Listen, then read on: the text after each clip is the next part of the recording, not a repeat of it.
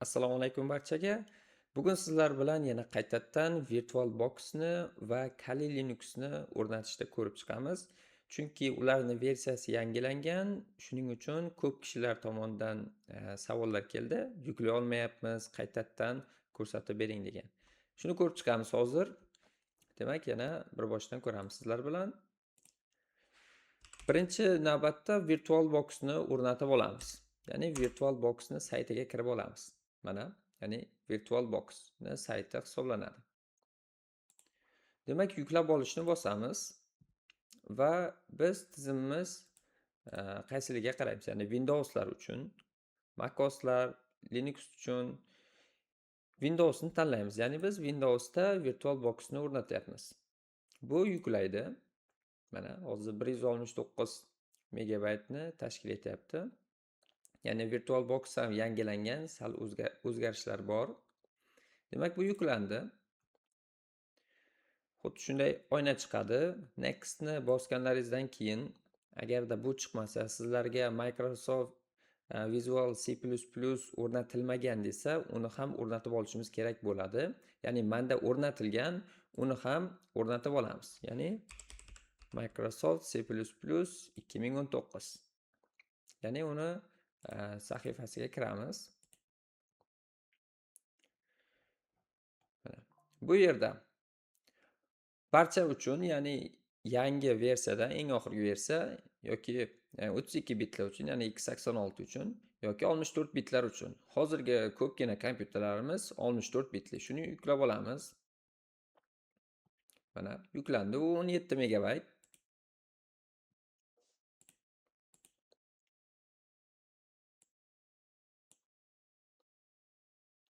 Biroz kutamiz.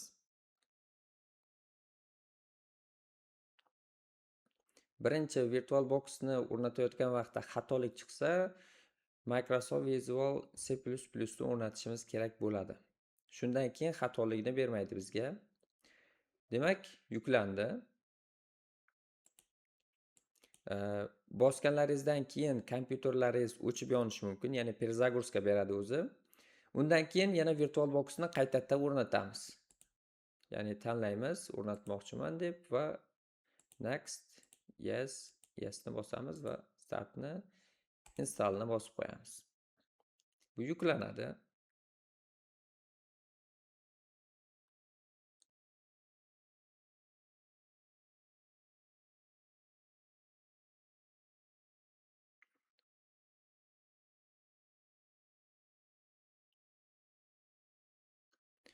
Bo'ldi, mana yuklanib bo'ldi. Finishni bosamiz. Demak, menda oldin ham yuklangandi, hozir faqat yangilandi. Mana o'zi virtual mashinalarim bor, Kali, Parrot yoki yana Kali, ikkita Kali yuklab qo'yganman virtual mashinani. Endi bizga Kali Linuxni ISO format kerak bo'ladi. Buning uchun Kali Linux saytiga kirib uni yuklab olamiz. Mana birinchi chiqadi. Mana Kalini sayti hisoblanadi. Downloadni bosamiz. Va mana shunday oyna chiqadi bizga. Install images ni bosamiz. Va pastga tushib Kali Linux 2025. Xo'p. Birinchisini tanlaymiz, ya'ni installlar uchun 4 gigabayt. Hozirgi vaqtda mana shu strelkani bosamiz, ya'ni yuklab olish strelkasini bosamiz. Mana yuklayapti. Biroz vaqt ketadi.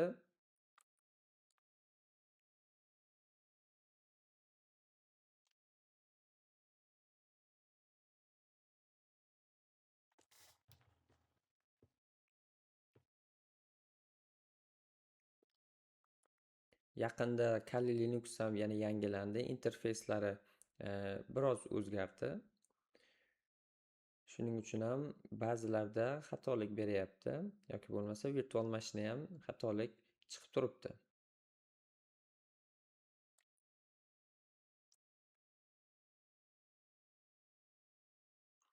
Xo'sh, mana ISO formati yuklandi. Yana virtual mashinamizga kirib olamiz. Kirdik. Endi yuklash uchun newni bosamiz, ya'ni yangi qo'shamiz. Bu yerga virtual mashinamiz uchun nom qo'yamiz. Misol uchun men Kali Linux deb nom qo'yaman. Va endi bu papkasi virtual boximizni ma'lumotlari, ya'ni cdisk user arifo papkasining ichida saqlanyapti. Bunga teginmaymiz. Mana bu ISOni topishimiz kerak bo'ladi. Mana bu yerga bosamiz va Other'ni bosamiz. Mana, ya'ni download papkasiga tushadi. Mana shu yerdan mana biz hozir yuklab olgan faylimiz. Tanlab openni bosamiz. Ya'ni ochildi. Ko'pgina distributlari bor bu yerda. Ko'pincha ishlatadiganimiz Debian. Menga misol uchun Debian qulay. Shuning uchun Debianni tanlasalaringiz bo'ladi. Xo'p, keyingi qiladigan ishimiz, ya'ni mana bu joyni bosamiz. Bu yerdan operativni xotiramiz va protsessorimizni tanlashimiz kerak bo'ladi. Ya'ni operativ xotiramizni qizilga yetmaymiz. Xo'p, meniki 32 lik gigabayt, sizlarniki balki 16 bo'lishi mumkin, balki 8 bo'lishi mumkin, barchasida ishlaydi.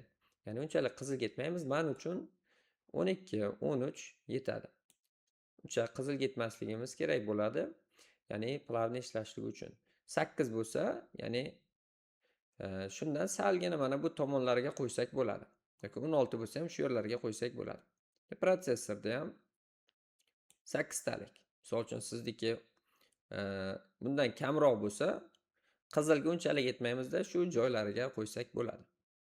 Endi asosiy xotirani beramiz unga, diskni. Bu 20 gigabayt, ya'ni Kali Linux uchun 20 gigabayt kerak bo'ladi. Lekin boshqa dasturlarni ham o'rnatamiz, qo'shimcha o'zimiz papkalar, narsalar yuklaganimizda shuning uchun xotiramiz kerak bo'ladi. Bu xotiramizni 40 gigabayt va undan yuqori qilib qo'ysak o'zimizga yaxshi bo'ladi, ya'ni ishlashimizga oson bo'ladi. Shuning uchun 60 larmi yo 50 larmi qilib qo'yamiz. Finishni bosamiz va startni bosamiz. Hozir bu yonadi. Mana buni bosib qo'ysak bo'ladi. Agarda o'chirish uchun bunda ham chiqyapti. Bosib qo'ydik, ekranni katta qilamiz, grafik installni tanlaymiz, enter. Ya'ni yuklash. Buni bosib qo'yamiz. Agarda xatolik bersa, balki sizlarda xotira muammosi bo'lishi mumkin. Buni aytayapti, tilini tanlang deyapti. Ya'ni bizga ingliz qulay va United States. Lokatsiyani so'rayapti bizdan. Agar lokatsiya, buni ham United States qilib qo'ysak bo'ladi. Va klaviaturamizda qaysinda bo'lsin deyapti. Uni ham enter qilib qo'ysak bo'ladi, Amerikanda.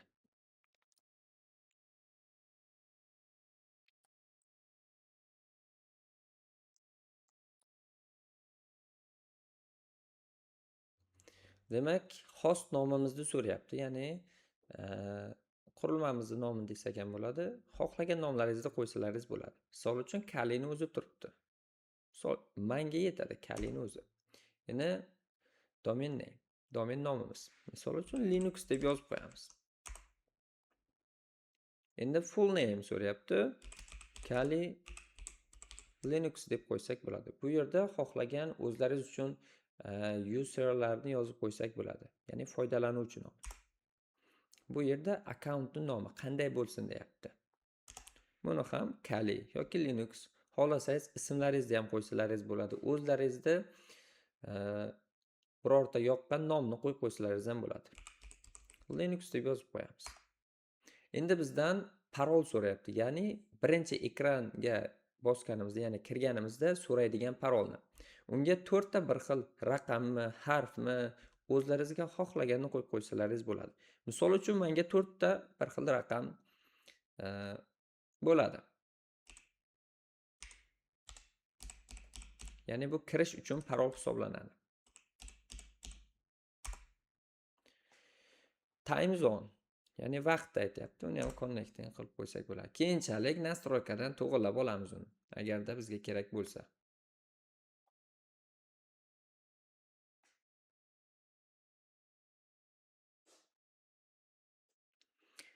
Endi aytayapti, bizdan diskni tanlash. Birinchisini tanlaganimiz yaxshiroq. Ya'ni shu guided use entire disk. Birinchisini tanlaganimiz yaxshiroq bo'ladi. bizdan ya'ni diskni tanlashni so'rayapti. Va bu biz boyagi 68 gigabayt ajratgan joyimiz. Ham bosib qo'yamiz. Va bu joyda esa o'sha diskni barcha fayllar bitta diskda saqlanishligini aytyapti. Ham bosib qo'yamiz. Ham enterni bosamiz. Bu joyda esa biz yes ni bosishimiz kerak bo'ladi. Ya'ni disklar bo'yicha so'rayapti.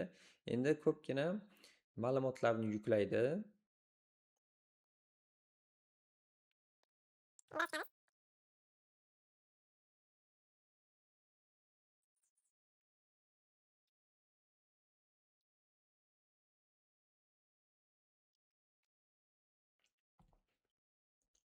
Mana shunday joy chiqadi. Bu joyda ya'ni interfeysimiz qanaqa bo'lishligini so'rayapti bizdan. Default holatda Kali Linux bo'lgani yaxshi. Shuning uchun continue ni bosamiz. Undan keyin mana uning 2677 ta, ya'ni fayl va dasturlarni o'zi yuklab olyapti. Birozgina vaqt kutamiz. Shunga 10-15 minut yoki bo'lmasa 20 minut vaqt ketadi. U internetimiz tezligiga qaraydi. Shuni yuklab olgandan keyin yana 1-2 ta nastroykalar chiqadi. Uni to'g'rilaymiz, shundan keyin tayyor bo'ladi. Xo'p, biroz kutamiz.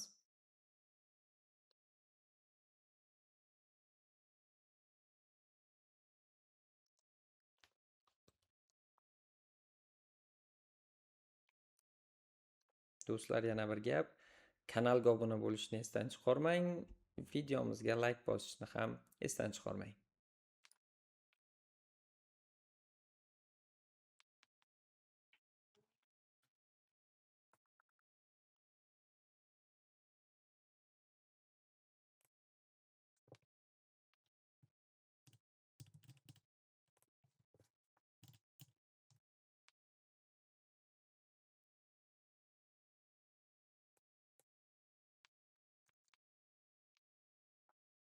Agarda sizlarda shu vaqtgacha birorta xatolik chiqqan bo'lsa, bemalol kommentariyada qoldirishlaringiz mumkin.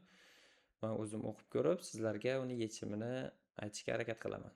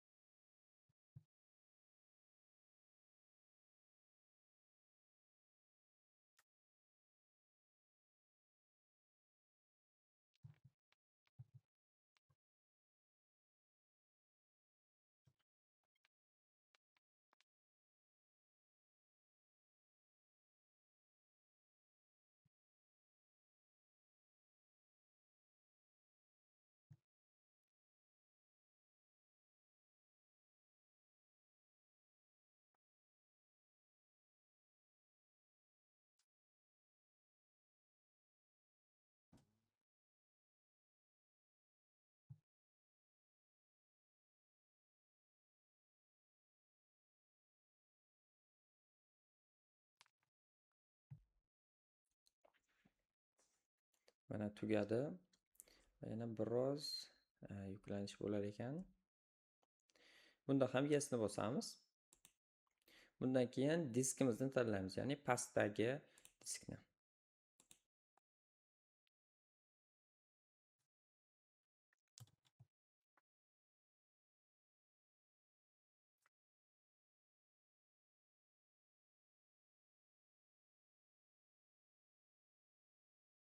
Bo'ldi, mana yuklanish tugadi. Endi bizani Kali tizimimiz mana ochildi. Xo'p. Enterni bosamiz.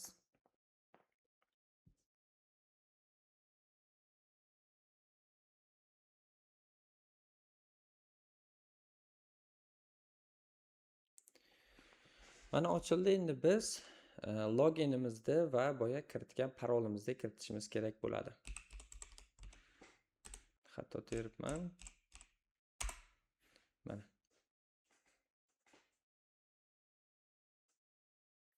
Mana bizani ham Kali Linux tizimimiz tayyor bo'ldi. Endi bemalol vazifalarni qilsalaringiz bo'ladi. Videomiz yoqqan bo'lsa like bosib qo'ying, obuna bo'lishni esdan chiqarmang.